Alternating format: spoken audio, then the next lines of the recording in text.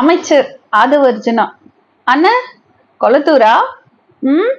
கொளத்தூர் பத்தி மட்டும் இல்ல, 234 தொகுதியோட எந்த விஷயத்தையுமே பேசுறதுக்கு உங்களுக்கு எந்த ரைட்ஸுமே இல்லை.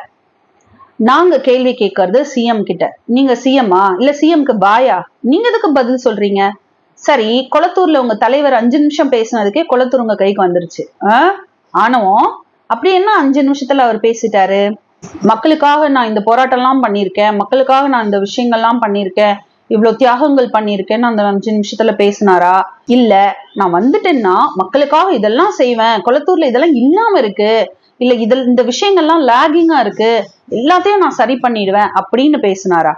குழந்தைங்களை இன்ஃப்ளூயன்ஸ் பண்ணி நீங்க ரிசல்ட்க்கு தான் ஓட்டு போடணும் அப்படின்னு நீங்க அடம் பிடிங்கன்னு சொல்லி அவங்கள இன்ஃப்ளூயன்ஸ் பண்ணி ஃபேக் நரேட்டிவ்ஸ் எல்லாம் செட் பண்ணி மக்களோட மைண்ட்ஸ் எல்லாம் மேனிப்புலேட் பண்ணி ஜெயிச்சுட்டு நீங்க பேசலாமா?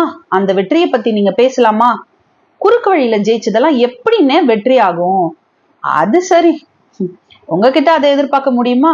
அப்புறம் ராஜ்மோகன் அண்ணன் எப்பவுமே லைவ் வரும், 2 வருஷமா இப்ப நடக்காததை நாங்க நடத்திட்டோம்னு பெருமையா பேசுனீங்களே, லைவ் எதுக்கு கட் பண்ணீங்க? லைவை கட் பண்ணது மட்டும் இல்லாம அங்க நடந்த விஷயங்கள்ல மீடியால என்ன வரணும் வரக்கூடாதுன்றது கட் காப்பி பேஸ்ட் பண்ற வேலையை மீடியாலயும் பண்றீங்க, நியூஸ் சேனல்ஸ்லயும் பண்றீங்க. கேவலமா இல்லையாண்ண உங்களுக்கு? ஏன் ஃபுல்லா டெலிகாஸ்ட் பண்ணா என்ன? உங்க வண்டவாளம் எங்களுக்கு எல்லாம் தெரிஞ்சிருமா, இல்ல உங்களுக்கு ஓட்டு போட்ட மக்களுக்கு தெரிஞ்சிருமா? அதானே காரணம். அப்புறம் அவரோட கடைக்கண் பார்வை கிடைச்சா போதும், நாங்க எல்லாத்துக்கும் தயாரா தான் இருக்கோம், ஒழுக்கமா இருக்கணும்னு நினைக்கிறோம். ஒழுக்கமாவா? இது வரைக்கும் நடந்த கிரைம்ஸ்ல 33 பேருக்கு மேல எல்லாமே டிவிகே காரங்க, உங்க கட்சிக்காரங்கனே. அக்யூஸ்டுங்க எல்லாம் உங்க கட்சிக்காரங்க. ஒழுக்கத்தை பத்தி நீங்க பேசலாமா?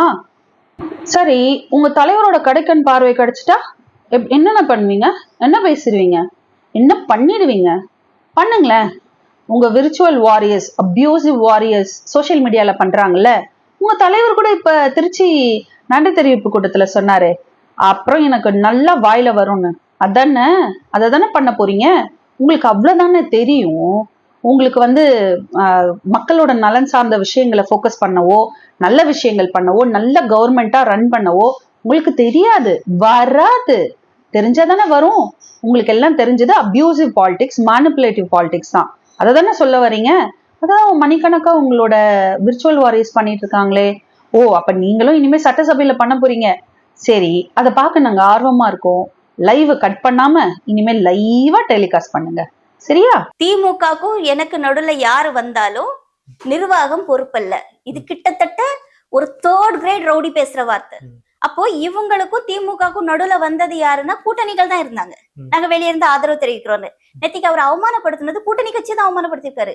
ஐஎம்எல்ஆ இருக்கட்டும், விசிகே இருக்கட்டும். நான் காங்கிரஸ் பத்தி பேச நான் தயாராவே இல்லை. ஏன்னா காங்கிரஸ் ரொம்ப பெரிய மதிப்பான ஒரு பார்வையில பார்த்தது. நான்லாம் எனக்குலாம் காங்கிரஸ் எல்லாம் அவ்வளவு பிடிக்கும். ஆனா இந்த எலெக்ஷன்ல அவங்க பண்ண